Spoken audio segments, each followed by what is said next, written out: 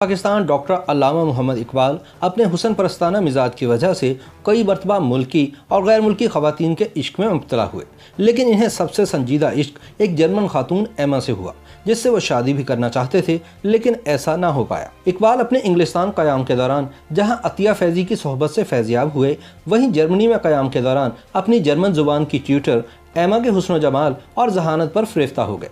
लेकिन दोनों अपने बड़े भाइयों की वजह से एक ना हो सके, जिन्होंने विलन का किरदार अदा किया। अगरचे नीली आंखों वाली जर्मन हसीना एमा से इकबाल के ताल्लुक की बेल मंडे न चढ़ सकी, ताहम एमा वेगेनॉस ने इकबाल की म्यूज़ बनकर इनकी शायरी में वो कसक और दर्दमंदी पैदा कर दी, जिससे इकबाल की शायरी इबारत है। इकबाल के कलाम में कई नज़में ऐसी हैं जो उस दौर की यादगार है।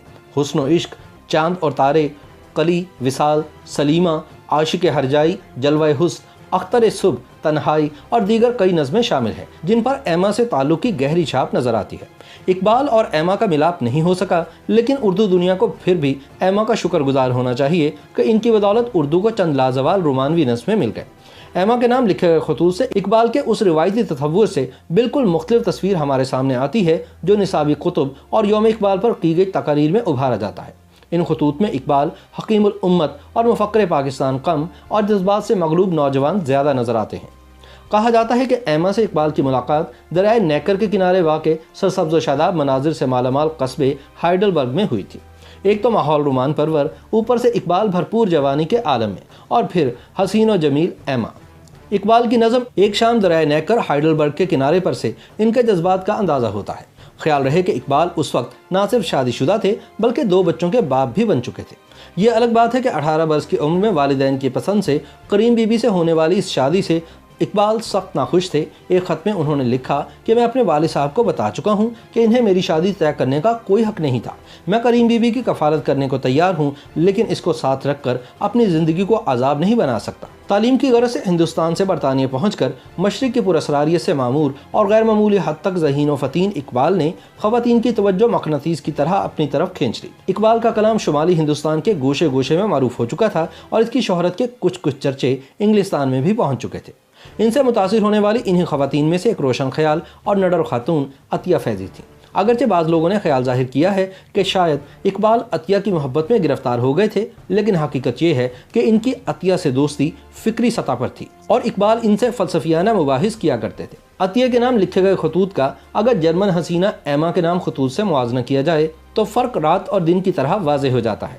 29 वर्ष की उम्र में इकबाल बरतानिया से बीए करने के बाद म्यूनिख यूनिवर्सिटी से पीएचडी की डिग्री हासिल करने की गर्ज से सन 1907 के मौसम बहार में जर्मनी पहुंचे थे, जहां इनकी मुलाकात एमा से हुई।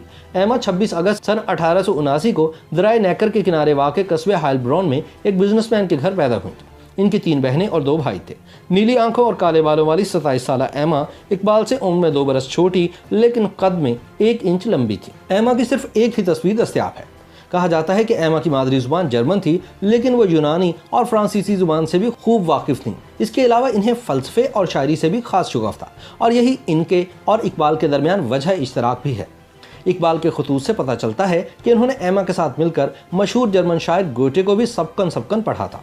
यूनिवर्सिटी से फारुगुल तहसील होने के बाद एमा ने मुकामी बोर्डिंग हाउस में मुलाजमत इख्तियार कर ली, जहाँ वो बैनुल-अक़वामी तलबा को जर्मन ज़ुबान सिखाती थी और इसके बदले में इन्हें मुफ्त ताअम व क़याम फराहम किया जाता था। एमा से मिलने के बाद औरतों के हवाले से इकबाल के ख़यालात में वाज़ेह तब्दीली आई। एक ख़त में वो लिखते हैं कि अंग्रेज़ औरत में वो निसाइयत और बेसाख्ती नहीं जो जर्मन औरत में है। जर्मन औरत एशियाई औरत से मिलती है, इसमें मोहब्बत की गर्मी है। अंग्रेज़ औरत में गर्मी नहीं। अंग्रेज़ औरत घरेलू ज़िंदगी और इसकी बंदिशों की इस तरह शायदा नहीं जिस तरह जर्मन औरत है। लंदन में इकबाल की दोस्त बनने वाली अतिया फैज़ी ने अपनी किताब में लिखा कि इकबाल जर्मनी में क़याम के दौरान यहाँ जर्मन ज़ुबान सीखने के अलावा रक़्स, मौसीकी, कश्तीरानी और हाइकिंग के दर्स भी ले रहे थे। अपनी तसनीफ़ में अतिया ने एक दिलचस्प वाक़े का जिक्र भी किया, जिससे ज़ाहिर होता है कि मोहब्बत का ये मामला एक तरफ़ा नहीं था, बल्कि एमा भी इकबाल को टूट कर चाहती थी।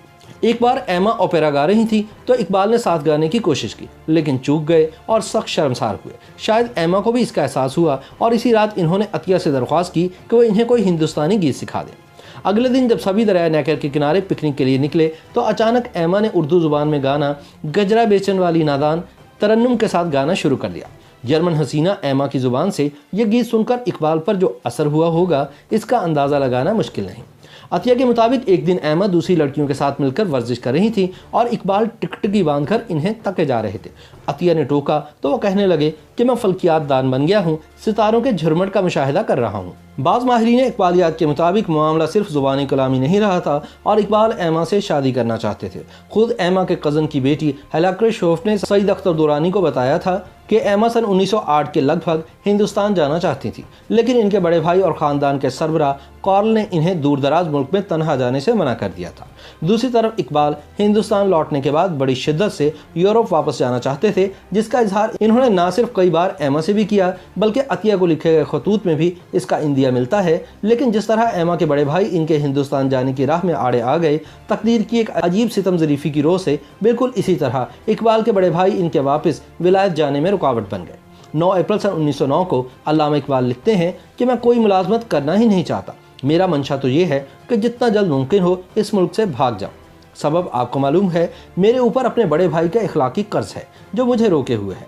इखलाकी कर्ज ये था कि इकबाल की तालीम के अखराजात इनके भाई ने अदा किए थे और वो यूरोप से आने के बाद उन्हें यह रकम लौटाना चाहते थे। इकबाल एमा को लिखते हैं कि कुछ अरसे बाद जब मेरे पास पैसे जमा हो जाएंगे तो मैं यूरोप को अपना घर बनाऊंगा। ये मेरा तसव्वुर है और मेरी तमन्ना है कि सब पूरा होगा।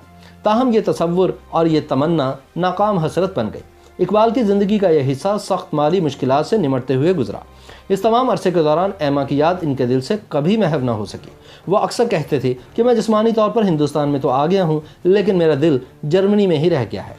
इकबाल ने एमा वेगेनास को कुल 27 खतूत इरसाल किए थे, जिनमें से अक्सर जर्मन जुबान में थे।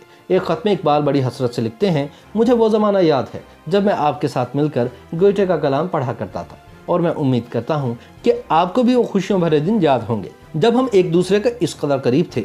मैं ज़्यादा लिख या कह नहीं सकता, आप तसव्वुर कर सकती हैं कि मेरी रूह में क्या है। मेरी बहुत बड़ी ख्वाहिश है कि मैं दोबारा आपसे मिल सकूँ। एक और ख़त में इकबाल ने लिखा, मैं बेताबी से उस वक्त का मुंतज़िर हूँ जब मैं दोबारा आपसे आपके वतन में मिल सकूँगा। मैं यहाँ बिल्कुल अकेला रहता हूँ और ख़ुद को बड़ा गमगीन पाता हूँ। हमारी तकदीर हमारे अपने हाथों में नहीं है। एमा से मुलाकात के 24 बरस बाद सन 1931 में गोलमेज कॉन्फ्रेंस के लिए जब इकबाल लंदन गए तो उस वक्त भी इन्होंने जर्मनी जाकर एमा से मिलने की कोशिश की थी, लेकिन उस वक्त तक पुलों के नीचे से बहुत सा पानी बह चुका था। इकबाल ने 2 मज़ीद शादियां कर ली थी और इनके बच्चे भी जवान हो गए थे। मुलाकात ना हो सके। दूसरी जानिब एमा ने भी अपने दिल में इकबाल के सिवा किसी को जगह ना दी। एमा ने उम्र भर शादी ना की और सन 1947 को रिटायर्ड होने के बाद घर की होकर रह गई।